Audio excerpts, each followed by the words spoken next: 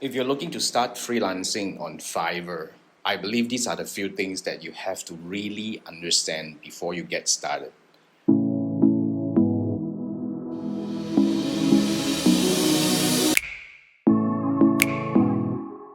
First thing first, I think the most crucial thing you have to look into is to craft your low ticket offer. Face it, Fiverr is a place where people are there to look for quick fix for their problems. They are not there looking to hire a long-term contractor for whatever. Most of them are actually there looking for a solution to the problem that they are facing. So if you are offering any services, especially if you're an expert, if you're an authority in something that you're doing, it's important to understand what would be the best way for people to enter your universe at the lowest cost possible. Let me give you an example. Now, when I first started on Fiverr, I offer a 30-minute one-on-one discussion for anyone who have problem with their Facebook ads, which is crucial because a lot of them having problem, but they have no way to come in because that's not what I usually offer. I do have my coaching programs, training programs and all that, but this time I offer something where people can just come in and buy a 30-minute call with me, and that really took off. That's a very important thing to understand. So whatever you do, right, you could be a web developer that you can offer something to fix a plugin. Let's say, for example, if you do, just try to identify the problems. And how can you do that? You can actually go to Fiverr and look for all the gigs that are related to your industry, and you can pinpoint some that you can do better.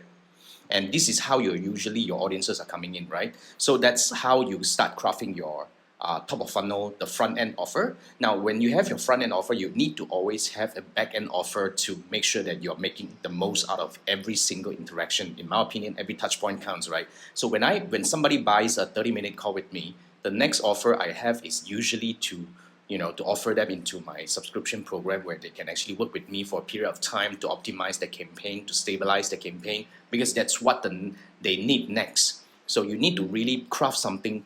I mean, you can have multiple top of funnel, the front end offer, and you can have multiple back end offer, totally fine, but you need to start testing this thing. So that's the first thing. So craft your low ticket offer, which is the front end, build your customer journey, which is craft your back end offer. Now, the next thing you need to really start working here is to start marketing relentlessly.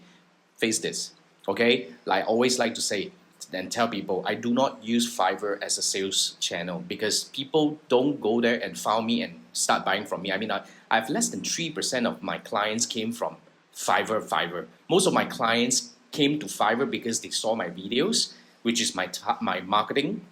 And then once they watch my video, they like it, they feel compelled, they want to work with me, so they went on to Fiverr and they booked the gig because they saw all the testimonials and reviews and all that. So Fiverr is the place where you build the trust factor, and your marketing really is what drives people in. So if you do not have a YouTube channel or whatnot, you can actually start by joining groups and whatnot. There are many places where you can find.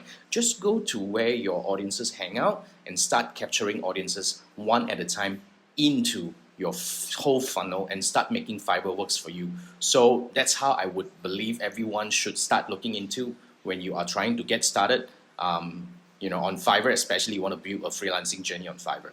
Do you need help with your freelance marketing or freelance business building? Scan this QR code. Let's have a brainstorming session over a Zoom call.